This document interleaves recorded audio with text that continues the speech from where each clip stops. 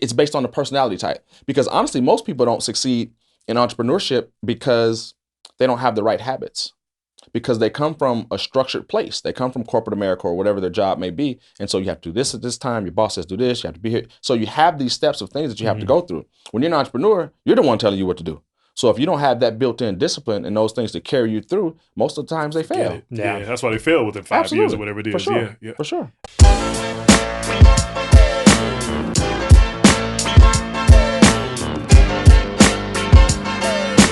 Welcome to Vegas Circa with Paki and Chris.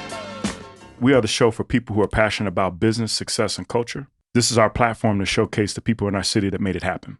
On today's podcast, we're going to be discussing building a successful television show and travel company with businessman and founder of Evolution Travel, and now has a new television show called The Bet House. We're welcoming back Mr. David McCovy. So welcome. Absolutely, man. Thank you guys for having me glad back. to have you back, man. It's good to be here, brother. So I said, this dude's aging backwards. Me and Chris are aging forward. But great business mind, man. I've been following David for a while, man. We've had a chance to talk outside since the last time we had you on about a year and a half ago.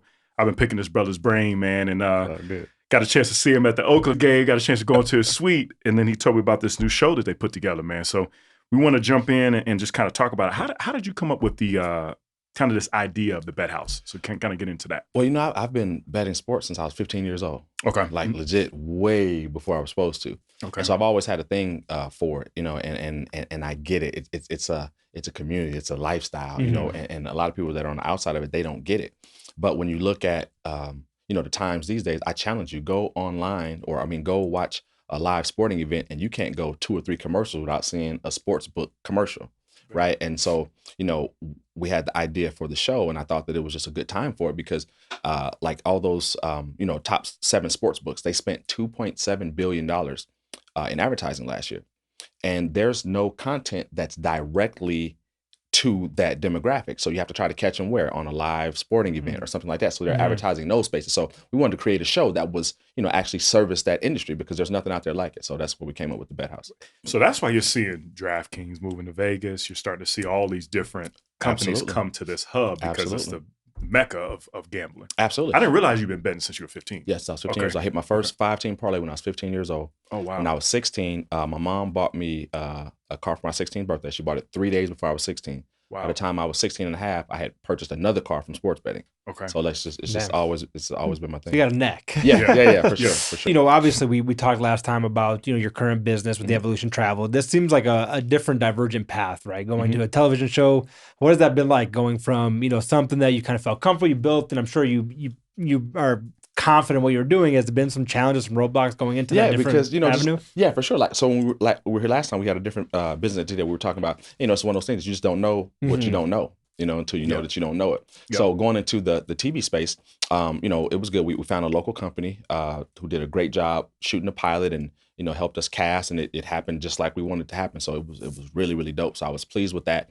Then we decided, okay, well, let's kind of figure it out and, do some of it on our own. So we end up getting a 10,000 square foot studio here in town and building out our own set. Oh, nice. Yeah. So we went to the LED wall. So, the old days of green screen are gone. So now what people don't realize is if you look at movies like Bullet Train and things like that, they never went outside. Everything was shot inside.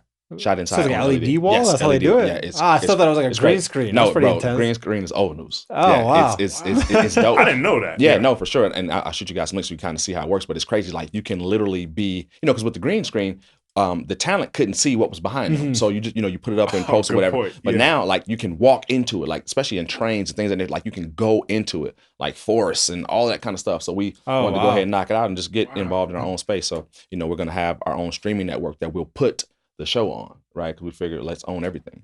So that's what I was curious about. So I know you always figure out the way to be able to do it. So you guys aren't trying to put this on a network or a distribution company. You want to put it on your own media company? Is that how you want to do it? Because there's still nothing out there like that. There's nothing that's totally dedicated to sports betting. Yep. And so it's going to be a niche, and my famous model is subscription-based model, right? So my current company and, look at the Netflix and the Hulus and all that kind of stuff. Sure. Yep.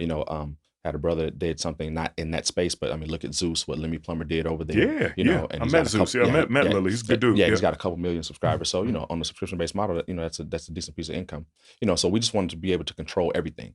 Because originally when we started, we wanted to take the model like, you know, what Dana White and the Fertittas did with the Ultimate Championship. You know. Oh yeah, they do here locally. Yeah, absolutely. So you know, not just the UFC part of it, but it's in a house, and you know, all the Ultimate Fighter, I think it's called. Oh, I'm sorry. Yes, yeah, you're so right. It's been on for 20 plus years, and so, but again, so when they took that to Spike at the time before it was Paramount, now what most people didn't know is Spike didn't want it, but you know, Dana and the Fertittas own the stage casinos, they had their own money. Said, well, listen, okay, well, we will produce it, like we'll fund it, and then we'll license it to you. So at that point, Spike said okay, because they didn't have to have any financial investment. Show went absolutely crazy, still on, you know, 20 plus years later. So we wanted to take that model, but then we said, now, you know, where the space is, you know, why take it and shop it to a network? Like, let's put it on our own network, control product placement and everything that goes on with it. And because it's a reality-based show, what does that mean? Everything in the house has to come from somewhere, right? So now you get the water of the house, you get the chips of the house, you get all that stuff. So you get to monetize everything that people will be seeing. All the product placement. Absolutely. You always figure, yeah. And what is the plan to like grow it? Because, you know, obviously there's a lot of competition in that space now with all these, like you mentioned, Hulu's and Netflix, and building it from the ground up is going to take a lot of marketing and time and momentum to grow that. Like, what's your kind of strategy to kind of push that up? Well, again, because like we're like super in our own lane. Like, so we're not, you know, like everything else. We are sports betting content only. So we have several shows on tap that we're going to create that are in that space, you know, that will speak to that demographic. I mean, because it's huge, man. Like, I challenge you right now, if you can go to any of the score apps or things of that nature and tap on chat for games who aren't even played yet. You'll see thousands of comments. Like, it's really bigger than people think. Yeah, no, for sure. And I think the stat is now that 8 out of 10 people openly bet sports. So 8 out of 10? Yes. So if that number's that, holy crap! What is it? What is the real number? Because you have some people that still aren't saying that they're doing it. So it's probably 9 out of 10. You know, so just imagine if you're walking down Walmart, you see 10 people in line, 8 of them bet sports. And when you're seeing it, and they're like they're in it. So no, it's funny you said it, because Chris and I, we just went to an event recently, and they were talking about how, you know, obviously we're getting a Super Bowl, right? But they were saying we already been having that because of all the people who come in for the Super Bowl and gamble for the Super Bowl. Sure. We've been having a Super Bowl for 30 years or whatever. Absolutely. And I didn't think about it that way. For sure. And then, you know, especially sports that are, you know, big sports like the NFL, the books make more money on the NFL season. You know, that's 17 weeks on the NFL season than they do for the rest of the year with all the sports combined. Like, NFL is huge. The Shield is the biggest brand out there. You know, so it's a lot. It's a lot of money involved in it. And I've always called it the poor man's stock market. You know, honestly, because people that take it seriously. I mean, again, it's on the board for you to do your thing with every day, and you know, a lot of people, that's just what they do. Got it. Yeah. How do you put together the show? So do you have a certain people that have to apply for it and there's certain credentials that you have to say, hey, yes, I do X, Y, and Z amount? Or how does that work? Because again, we understood that, you know, in a reality type of format, you know, you fall in love with the characters or you fall in hate with the characters, right? It doesn't matter. As long as you're mostly attached, we're it's a good. win-win. 100%. And so that's what we did. So when we cast, we wanted, like, it was crazy because like I prayed on, like, we got everything that we wanted, like down to how the people looked. Like, I wanted people with, you know, one guy with tattoos, a guy named Bowie comes in at the end and cast for that. So like we had everything. Okay. And now, you know, we've stepped it up a notch because we brought Ray J in to host the show.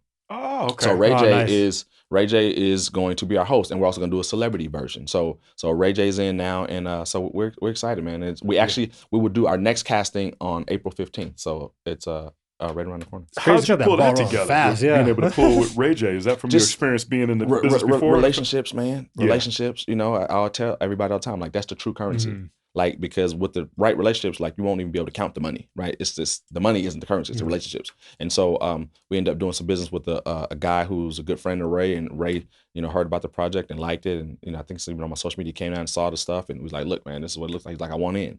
You know, so then he shot some stuff. So even if you look at his Instagram right now, he's openly promoting the show. So yeah, we're expecting. What makes it even more interesting is he's been doing this also for 20 years. Man, so listen, all those man has been in front of a camera since he was 8 years old. Yeah. So, you know, he's forgot more than I'll ever learn in that space. You know, what's one gem have you learned from him, just as far as how that space works and to try to draw attention? He has a lot of them, but he's really he's a machine. He's a marketing machine. And because he's been in the game so long, and think about it, he's never really alienated anyone. So everyone takes his call immediately. Like, he wants to get on a Breakfast Club, he calls. He wants to get on any TV talk show, he calls. I think he just hosted recently. Yeah, he was on Breakfast Club. Yep. And so again, he is an absolute marketing machine. And so the way that he sees things is totally different than someone like myself who's just come into the space. Like, again, like I said, he's forgotten more than I'll ever learn. So it's just cool just to, watch the master work. Like he's really that dude. So did you partner with people to do this, or this is just you yourself? I'm an only child, man. I knew you was gonna say that. He set me up for that. I'm an only child, bro. Yeah. I'm an only child. So you did this all yourself. Yeah. That's good, man. Yeah. I mean, I have an amazing team, but as far as writing the checks, like that's what I knew the answer, but I wanted to see. I try not to, So you guys have got the network coming up. Is it streaming now where we can actually get it? Or you guys are taping more? Yeah. We're taping now because they want a certain amount of hours before we actually launch it. So we're running some stuff in our studio. So a lot of it will be like, if you think about Sports Center, imagine, Sports Center with the vibe and the look, but with the talking head specifically talking about who and why you should bet the game, right? So no real fluff. I mean, because think about it, no disrespect, Sports Center. I mean, Disney, that's one of the giants in the world. But when you look at their run of shows for a day, I mean, 6 of the shows are talking about the same thing. There's only so much content that you can have, right? But they have to fill up the space, right? They have to fill up the space. So ours won't be like that. It won't give you a lot of fluff. We don't care whose nail is broken or who hamstring and who's fighting with the wife. Like none of that matters. We're talking about like who and why you should bet on the game. So it's gonna be a different twist. So we'll have that as a live component, but then we will also have our own original shows that we produce that will go on almost like a Netflix type of vibe, right? So that'll go in the can and those things will be seen, but then we'll have live stuff daily as well. That's what's up. Yeah. It's so interesting with reality shows because everybody likes organic presence, right? That's why, Chris and I formed the podcast going on our 5th season now is because want organic. You don't want to just have the radio where it's restricted and things. You want organic conversations. 100%. But for us, it's business conversations, right? Yes. So it's how have you developed, nuggets and things like that. Is this the hardest thing that you've done as far as business-wise? Because you don't know the space to kind of cater to what Chris was saying earlier? You know what? I don't think that it is. Okay. I think honestly, the what I call my baby, Evolution Travel, our network marketing, our travel company was probably the hardest thing. Because, how so? Yep. Because you get into that space and you have to hope that people believe. Now, we've kind of made a mark and, in certain, surroundings, like our name rings. So it's kind of cool to do business with us now. When we first started, it wasn't, it wasn't always cool to be down with it, at the beginning. So I think that was the one. And again, that's our flagship. And, that we always say, keep the main thing. So that's the main thing. So that one is doing very, very well now. So it gives us the freedom to, try other projects and, throw some up against the wall and see if it sticks. Yeah. That's the way I know. It's like, we talked about last time in this one, when you find something you're passionate about, you go all in. Like you leave no stone unturned. I have one gear, bro. Yeah. That's it. That's the first thing you said. When I ran to say I got this new show, I said, okay, let me hear about it. That's good, man. For sure. Yeah. It's exciting to be able to see. And you guys film this, or are you filming all of them at Circa? Or are you going to move around? Because I know the first pilot you did was at Circa. Derek is absolutely amazing, bro. And that's the owner of the Circa. And, I have great relationships with a lot of the casinos and the executives or whatever, but because, that's family money, right? So it's Derek and his brother, they own that. So he heard about the show and had me in his office within 72 hours. Like he wanted to hear about it. I go in by myself. I don't take attorneys or anything. Like I can speak for myself. And he's like, David, you know what? I love this. And he loved it. He's like, what do you need? I said, I need everything. He said, let me know what you need. So at that point, the production company got involved. We sent the paperwork or whatever. And I'm telling you, man, like in a week we were in there shooting. Gave us the absolute keys to the place. We're running all over the sports book. We're shooting, other scenes up in the lounge at the Legacy Club. So, I mean, it's a 5-star joint. So it's a nice spot. It is, man. I mean, he really rolled. And it was so cool, to actually be able to vibe with the decision maker. You know what I mean? Because on a smaller level, obviously, I'm that, in my group. And so to be able to get with him and not have to go through all the red tape to sit down with the owner and say, okay, well, what do you need?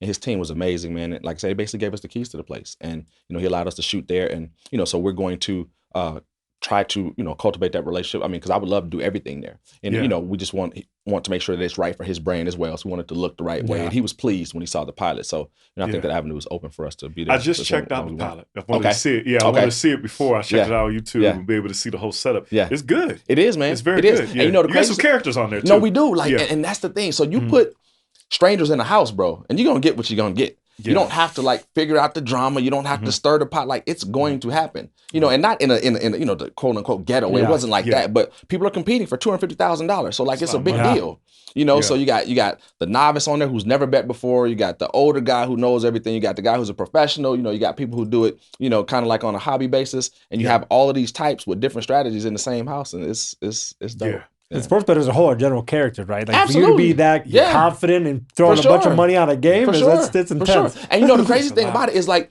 it's levels. You have guys that'll bet millions of dollars a week, and you have guys that'll bet $5 a day, but it's all relative, right? So it doesn't matter. Like, that's your money, like that's your hard-earned money. You're trying to turn it into something else, you know. So it just, it works. The Vegas Circle podcast is brought to you by RAC Financial. They help new and established businesses with simple, secure, and reliable payment processing. RAC's credit card merchant processing services are unmatched. Visit racfinancial.com today and mention Vegas Circle podcast. It works. It's interesting, right? Because us being in this media space now, right? You're always trying to drive traffic, right? And it's so funny. You start seeing like where the eyes are at, right? Going to your network, like what Chris was saying before. Do you think you'll have to spend a lot of advertisement to get them there, as far as, or traditional advertisement? I think honestly, bro, I think because that market where we're building is so untapped, I think it's going to be attractive. Yeah, I mean, there's no competition in the space. Vendors and everybody. Yeah, everybody. I mean, so again, so think about it. If you're a sports book, I mean, even on a smaller level, say if you're someone like Barstool Sports, and now you have a show, like a sports betting show, that's totally dedicated to sports betting. So now you can get involved and talk to, because think about what we're doing. For advertisers and people of that nature, we're hand delivering their demographic on a silver platter. You don't even have to sift through it anymore. If people are watching this show, they are either sports bettors or interested in sports betting. That's it. There's nobody else. And you said the 8 to 10 are already doing it. That's unreal. That's heavy. So again, where they have to kind of, fire and hope they hit something now when they advertise on the live sporting events, because you have people that are casual fans, you have people that just have it on because they need some noise in the background. But when you're watching this show, either you sports bet or you're interested in it. So, when you put that type of people together and give to an advertiser, listen, this is what we have, it's a different conversation. Yeah, definitely. Why are you doing it? Are you doing it because of money, because of everything? What would make you do something like this? I know that market is untapped. And as an entrepreneur, it's hard for me to get involved when I see that there's a space that I can play in. Yeah. But my aunt, rest in peace, I hear her voice all the time because she always tell me, or she used to tell me, she's like, David, most people get money to get out of the way. You get money and you get further in the way. You say that, man, because, again, if I see an opportunity as an entrepreneur, it's hard for me to not get involved, especially if I think that it makes sense. And obviously we have the resources to do it, and I have an amazing team that kind of gets behind me. They walk off the side of the building for me, right? So like, I just, come up with the vision and everybody starts walking it out, doing their part. So it's hard for me not to get involved when it makes sense. Yeah. Yeah. This is going to be huge, man. I think so. I'm really saying, I'm not just saying that just to say it. That's going to be huge to be able to build a media network and be able to do what you guys are doing, For man. sure. It's very Especially when you build partnerships like you're doing with Circa. Like I think when you start doing that and they promote that show at their casinos that kind of drive traffic, that's the thing. It's inevitable. And again, when we're putting it on our own network, which means that we control everything. So, not just the product placement and everything, but we control the message, and that's powerful in this day and time. When you get to control the message, it's a big deal. Home run. Yeah. What's the update on Evolution? So what you guys been doing since we were talking a little bit offline? So distributors were about 7,000, you said, and now you guys are up to... I think when we came last time, it's been a year and a half ago because it was just fresh out of the pandemic. I think we were maybe between 7 and 10. So now we just crossed over 23. Wow. Yeah. Right. I mean, do you think that's because of the pandemic added an extra? The pandemic, we talked about that before. Remember, the pandemic taught people some things. For sure. It did. It really showed them that you don't really need or can't afford to wait on corporate America to take care of you. So if you can find your way in somewhere, make some income, especially do it at home on your own time and on your own terms. I mean, that's attractive to people. Very much so. I mean, look at right now what we're doing in, as far as like the driving with the Ubers and the Lyfts and the Uber Eats and DoorDashes and the Amazons. You have more people than ever going to those form of jobs because they can still earn a decent living and they don't have to put up with anybody else's BS. At the end of the day, you don't have a boss over you tapping you on the shoulder telling you what to do, how to do it, when to do it. And so people are looking for that type of freedom. And then the pandemic showed people that they could actually get away with having less. Not just for people, but even businesses. Like how many businesses now are still, remote? They don't even have big office space anymore, and that right? probably will be the new norm. It's the new norm. Yeah, it's the new norm. It will be. It's 3 days a week, so you probably work from home maybe 2 days a week. Yeah. I mean, we still have some fast food restaurants that you can't even go inside. 100%. Or then McDonald's still haven't brought their breakfast back all day. Right. McDonald's, I think some McDonald's are going to be fully nobody in there. Yeah. Oh, really? Yeah. Going straight automated. They've already got it out now. I think one or two of them, I think, are in the States right now. For sure. Yeah, there'll be nobody there. You literally go up there and pick it up. And are you seeing like, on that same token, you are seeing a lot of people be more self entrepreneurs or move into their own business model to be their own bosses? Are you starting to see more people that, is it a specific demographic range that you're seeing that in, or is it kind of? I think it's across the board. As across the board? Yeah, I think it's across the board. I mean, because again, no matter what walk of life, race, ethnicity, like you're seeing them, like everybody's taking their own shot, man. Yeah, because think about it. Think about it. Right now, I mean, they're offering like crazy money. Like even, I think in California, one of my partners had sent me something. It's like $23 an hour. Papa John's, or I think it was Papa John's or Domino's was hiring for delivery drivers. $23 an hour. $23 an hour. Wow. So those drivers are gonna be there. Yeah. So go out there and take your shot. Yeah. You know what I mean? Like if you miss and you figure, oh, what, it That's wasn't true. for me, go take a shot. They'll be waiting on you to come back. Like That's again, you're gonna be able to go back somewhere. So take your shot. I'm curious, right? So do you recommend, like for example, we had Houston Croser come on, and he said something very interesting I hadn't heard anybody say before, which he was basically saying you should work a job and build a side hustle.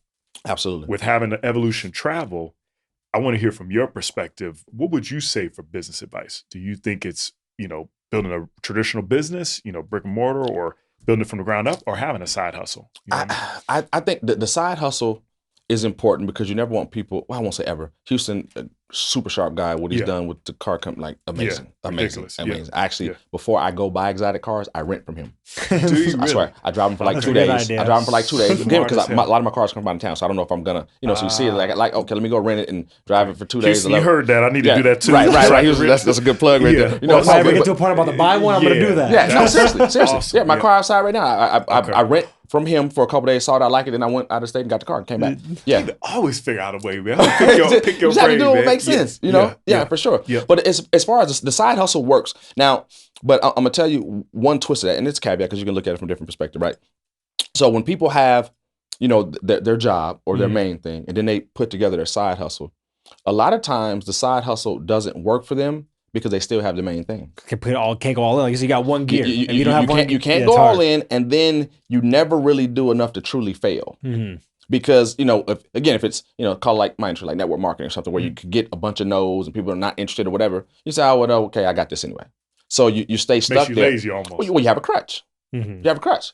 Now, again, I don't necessarily, for the personality type, I don't recommend necessarily sink or swim, but I know people who kind of sold everything. Actually, the top earners in my company sold everything and had to make it work. Like stopped working and sold cars against the wall. 100%. You have no other choice. 100%. And it took him like a year or so for that thing to turn over. But now he makes more than a doctor, and he does it passively, right? He doesn't have to get up and do it every day, because he's built that type of organization. So I think it's based on the personality type, because honestly, most people don't succeed in entrepreneurship because they don't have the right habits, because they come from a structured place. They come from corporate America or whatever their job may be. And so you have to do this at this time. Your boss says do this. You have to be here. So you have these steps of things that you have to go through. When you're an entrepreneur, you're the one telling you what to do. So if you don't have that built-in discipline and those things to carry you through, most of the times they fail. Yeah, that's why they fail within 5 years or whatever it is. For sure. Yeah. For sure. That's interesting. So for business advice, what do you recommend then? Do you recommend? I recommend they have, like I answer some business things on Quora. And one of the things I tell people all the time, like if you're looking to be an entrepreneur, you honestly should start, I think we talked about that last time, you should start with network marketing. Okay. Because the barrier of entry is low, right? Okay. So for a couple $100, you can actually have your own business and be a traditional or be a real business owner, because then it's up to you to grow it and make it become a true business. But it gives you a foot in the door to see some of the things that you don't know, like personal development, understanding relationships, right? Understanding that you don't dictate to the market what you want. The market dictates to you what it wants. Right? Because a lot of times we fall in love with something, right? Because we fall in love with something because it's quote unquote our baby, and we think it has to look like this, but the world doesn't want that. So it's not gonna work like that. And so I think that network marketing is an easy path to get involved in, because it shows you what you don't know. Yeah.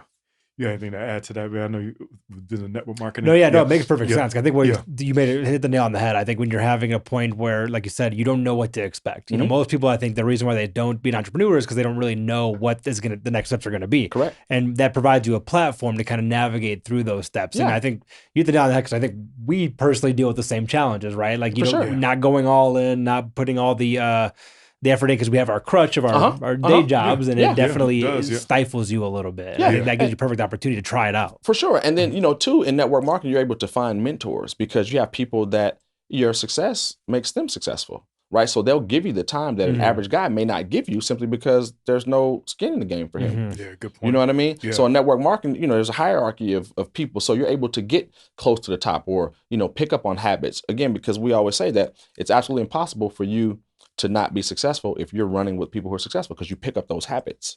Right. And so you have a chance to do that and work close with people who are winning at a high level. So it kind of rubs off on you. You learn the IPAs, income producing activities. I talk to you all day, man. Be able to pick your brain, man. All these little holes, man. What else is in your mind for, let's just say for 2023? What else are you focused on? Yeah. Man, I know you got a lot in the mix.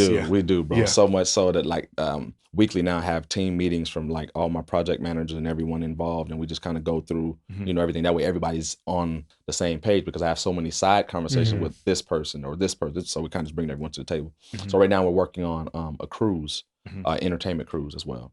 Oh, so man. we chartered a Carnival ship. We have a great relationship with Carnival because they're one of our partners. Oh yeah, for Evolution. Yeah. Got it. So we're kind of gonna do the Tom Joyner model. Where he brought, he brings in, does the concert at sea. So that's kind of what we're calling the Evolution Travel Concert at Sea. So that, that's something we're working on right now. Yeah, it should be a good look. But between that, the couple shows that we're going to do, and then the network, and then, the flagship Evolution, we stay Killing busy. it. Yeah, we stay busy. Yeah. What I'm also curious for you, just because I've been on this big kick of understanding work-life balance, right? Being able to do what you've been able to do. What's your philosophy on that being an entrepreneur? Because I know that there is none. It's all in. It's all fluid. You said that to me before. That's why I wanted to see if you're going to say the same. It's all you said in. that to me when we sat down and had dinner. It's all in. I think balance gets you balance. If you want to win at a high level, I think you have to be all in. You have to get there first, and then you can figure out your balance. I don't know if I shared that with you guys last time, but one of my favorite quotes from my favorite entrepreneur, who's Mark Cuban, he said when he was starting his business, he was struggling, and sometimes the lights would be off and sometimes they wouldn't. And he had a girlfriend at the time, and she was like, you're just putting too much time into this thing, and like it's either gonna be me or the business. And he looked at her and said, "What's your name again?" I like Mark Cuban. Yeah, me too. That's my guy. He's a beast. Yeah, that's my guy. Yeah. And I think you have to have that. Yeah, you have to be because it's hard, bro. Like you have to be so laser focused that again, people are coming and they're trying to necessarily take your spot, but they're trying to craft and get their own form of market share. So like, how do you deal with that when you're trying to juggle a bunch of other things? Like you have to go first and figure all that out later if it's important to you, because a lot of people aren't wired like that. It's not going to be important to them. Yeah. But like for me, that's just all I've ever wanted. Yeah. So like everything has to take a backseat to that. That's real. That's almost that Kobe. That's that mama mentality too. Yeah, for sure. Really, for sure. And again, it's just about the person, because some people they don't want it that bad. Yeah. Awesome. That makes perfect sense. No, it made a lot of sense. I do got to ask you, I know the restaurants, we always ask everybody, give us a new gym, man, where to eat at. I know you took me to a spot. What's another gym for us that you could tell us? So now, and it's a popular spot, but it's inside of Bellagio. Like I'm falling in love with Spago. Spago. Yeah. Okay. Yeah, I love it. You can sit there and see the fountains. You can see the water fountains outside. Doing their thing. You can go on the patio or you can go inside. But yeah, that's my new spot. Last time I put you on the charcoal room, but now Charcoal was live. I was surprised. Good food in there too. No, real good. That's a good spot too. The Spago, I'm gonna check that out. Okay. Yeah. I'm surprised you've never been there. I don't think I've been there before. I think I remember where it was. It's at Bellagio. It's in Bellagio. But so like if you I passed by there, but I don't think I've ever been there. Yeah, because before. if you come in like on the Flamingo side ballet and you go left, it's like you're going to the shops, right? And then it's on the right hand side. Yeah. Okay. I'm gonna check it out, man. I don't think anybody said Spago on the show. So okay. That's good stuff. You always give us something that nobody said. Right. So this is powerful, man. Honestly, I can't thank you enough, man, to be able to sit down with us. I appreciate it, bro. You always drop some gems for us, man. If you call, I'm coming. For sure. I appreciate it, man. Check us out at VegasCirca.com, man. Appreciate your time, man. Absolutely, bro. Good stuff, man. For Real sure. good stuff. Always a pleasure. As always. I wanted to